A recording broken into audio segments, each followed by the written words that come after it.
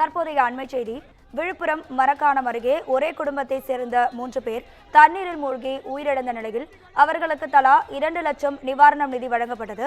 இது போதாது 10 லட்சம் ரூபாய் கள்ளச்சாராயத்தால் உயிரிழந்தவர்களுக்கு வழங்கப்படுகிறது. இதில் உயிரிழந்தவர்களுக்கு 2 லட்சம் ரூபாய் தானா என பொதுமக்கள் போராட்டத்தில் ஈடுபட்டனர்.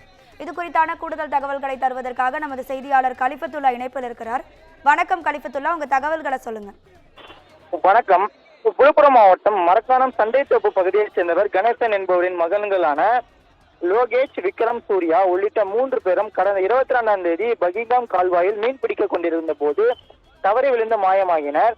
ஒரே குடும்பத்தைச் சேர்ந்த சகோதரர்களான 3 பேரும் மாயமானதை தொடர்ந்து போலீசார், தீயணைப்பு வீரர்கள் மற்றும் மீனவர்கள் உள்ளிட்டோர் இணைந்து விசைப்படகு மற்றும் ரப்பர் படகு மூலம் கால்வாயில் 24 இடைவிடாமல் நடத்தப்பட்ட தேடலில் நேற்று இரவு 3 பேர் உடல்களும் கண்டெடுக்கப்பட்டது.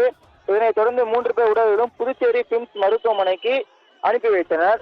இதனை உயிரிழந்த தொடர்ந்து தமிழக அரசு சார்பில் 2 லட்சம் நிதி வழங்கப்படுவதாக அறிவித்ததை தொடர்ந்து இதனைத் தொடர்ந்து கொந்தளிவு சேர்ந்த மரக்காணம் பகுதியைச் சேர்ந்த பொதுமக்கள் நிவாரண நிதியை உயர்த்த வழங்க கோரி கிழக்கு கடற்கரை சாலையான மறியலில் ஈடுபட்டு வருகின்றனர். இதில் 100க்கும் மேற்பட்டோர் கலந்து கொண்டு மரக்காணத்தில் கள்ளச்சாராயம் குறித்து உயிரிழந்தவர்களுக்கு தலா 10 லட்சம் நிவாரண நிதி வழங்கப்பட்டுள்ள நிலையில் மீன் பிடிக்கும் போது தவறி விழுந்த உயிரிழந்தவர்களுக்கு மட்டும் வெறும் 2 லட்சம் மட்டும் அறிவிப்பதை நியாயம்தானா என கேட்டு கோஷங்களை எழுப்பி சாலை மறியலில் ஈடுபட்டு வருவதால் அப்பகுதியில் பரபரப்பு நிலவி வருகிறது. மேலும் பொதுமக்கள் நடத்தி வரும் இந்த சாலை மறியலால் புதுச்சேரியிலிருந்து சென்னை இடையிலான கிழக்கு கடற்கரை சாலையில் கடும் போக்குவரத்து பாதிப்பு ஏற்பட்டுள்ளது. சாலை மறியலில் ஈடுபட்டு வரும் பொதுமக்களிடம் வருவாய்த்துறை அதிகாரிகளும் போலீசாரும் பேச்சுவார்த்தை நடத்தி வருகின்றனர். ராதிகா,